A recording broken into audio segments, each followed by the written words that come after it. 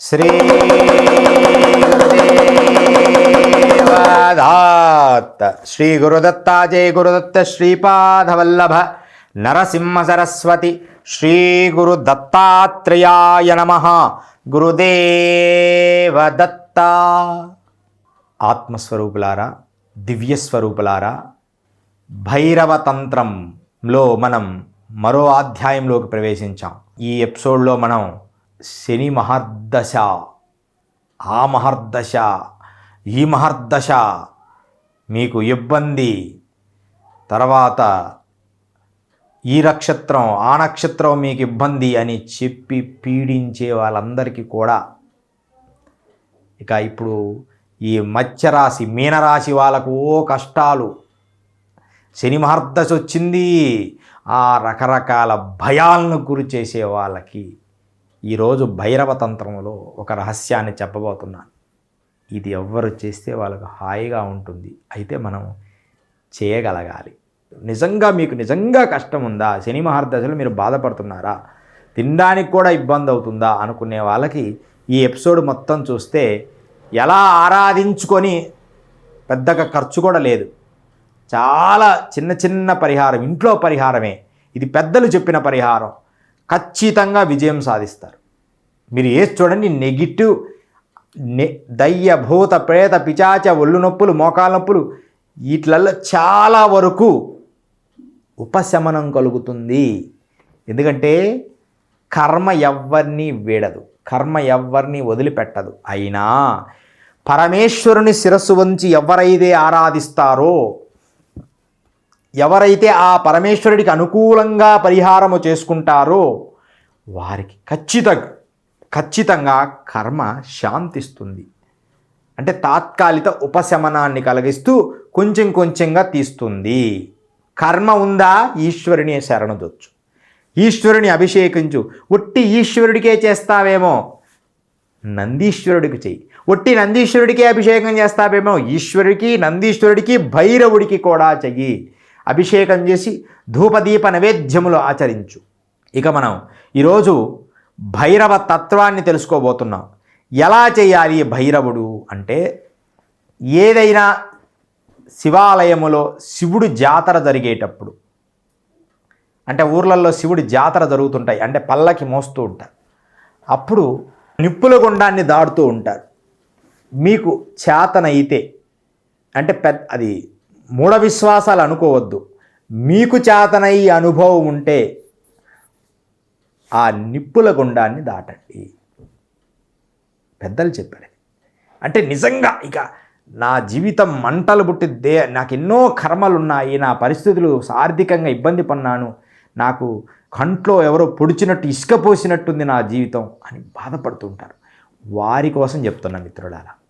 అలా చక్కగా అలా దాటిన తర్వాత ఈ పల్లకి మోస్తుంటారు కదా, ఆ మోసే పల్లకి కింద అటు ఇటు తిరుగుతారు.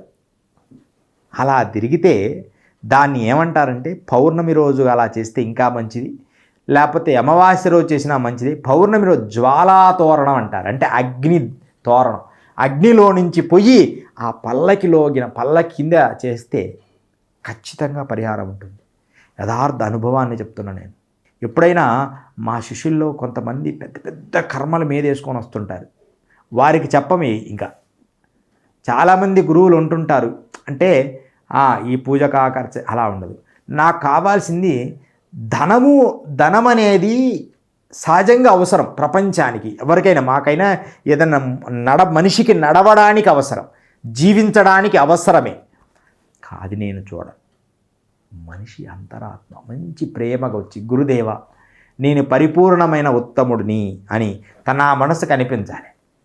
నాకు దివ్య దృష్టితో నా శక్తితో వాడిని నేను చూడగలగాలి.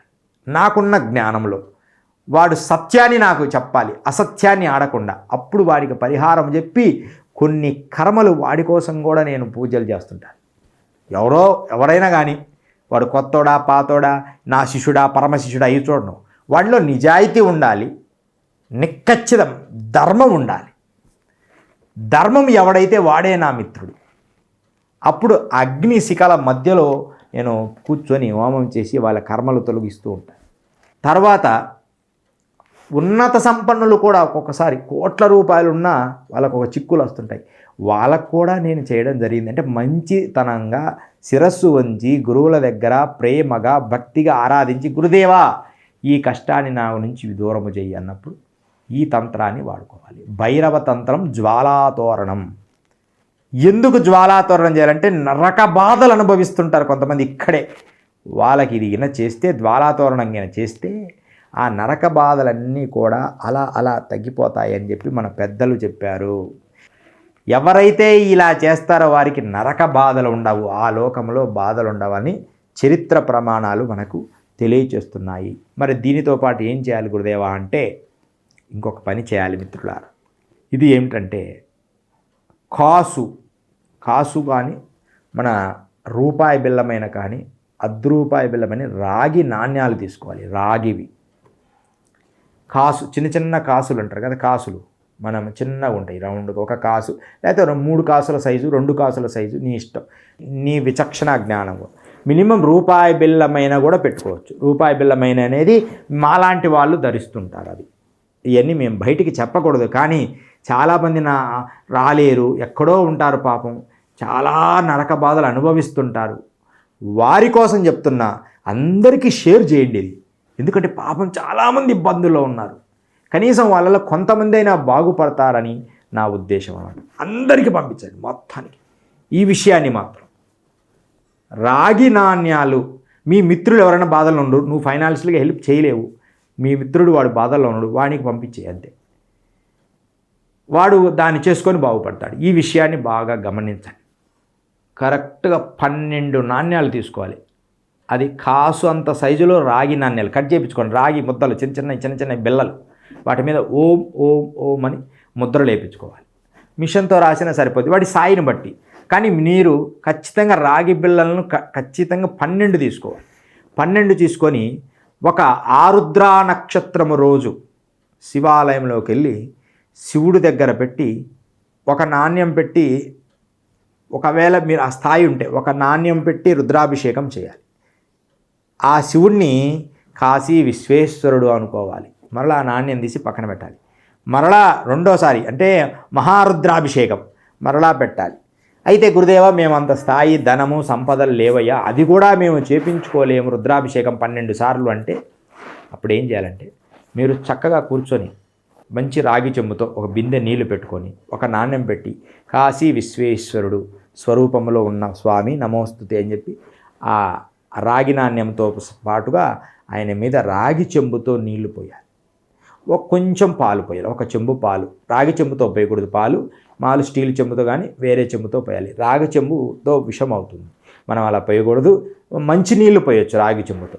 ఒక గ్లాస్ పాలు పోసి ఇక రాగి చెంబుతో నీళ్లు పోసి కాశీ విశ్వేశ్వరుడు, ఉజ్జయిని మహంకాళేశ్వరుడు, అట్లా 12 జ్యోతిర్లింగాలు అని భావించి 12 జ్యోతిర్లింగాలు 12 సార్లు ఒక్కొక్క శివలింగి తడిచే విధంగా శివులంతా తడవాలంటే ఒక 10 చెంబులు పోయాలి.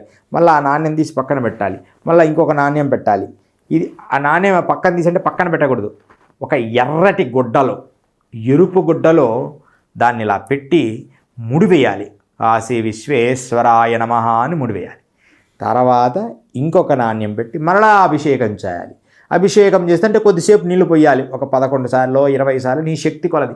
బాగా పక్కనే పెద్ద జల ప్రళయం ఉందనుకోండి, చక్కగా 108 బిందెలు కూడా పోయొచ్చు, ఇట్లా ముంచి పోసేయచ్చు అనమాట. పక్కనే ఉంటుంది. కొన్ని ఈశ్వరుడు ఎంత ప్రణితాపమో, ఈశ్వరుడు ఒక్కోసారి జలాశయం పక్కనే శివలింగం ఉంటుంది కొన్నిటికి, వాటికి చెంబు పట్టుకొని 108 చెంబులు పోసిన తర్వాత అక్కడ ఉజ్జయిని మహంకాళ అయిపోద్ది. ఎమ్మడే లోపల పెట్టి ఉజ్జయిని మహంకాళ ఓం నమ శివాయ అని చెప్పి మళ్ళీ ముడేయాలి. అలా 12 బిళ్ళలు 12 ముడివేసి దాన్ని శివుడిని కంఠానికి, ఏ శివలింగానికి అభిషేకం దాన్ని కంఠానికి ధరింపజేసి ధూపదీప నైవేద్యములు హారతులు ఇచ్చి చక్కగా ఒక్కరోజే అదంతా ఆరుద్ర నక్షత్రము సాయంత్రం 4 గంటల నుంచి 7 గంటల వరకు చేయాలి.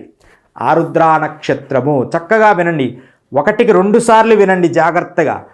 ఆరుద్ర నక్షత్రము సాయంత్రము 4 నుంచి కానీ 5 నుంచి కానీ 7 గంటల వరకు చేసి 7 గంటలప్పుడు అప్పుడే అదే రోజు నీ మొలతాడుగా కట్టుకొని, లేకపోతే నీ దేహంపై భాగముగా కట్టుకోవాలి. నియమనిష్టలు ఏంటంటే పరస్త్రీ గమనము స్త్రీ గమనము చేరాదు.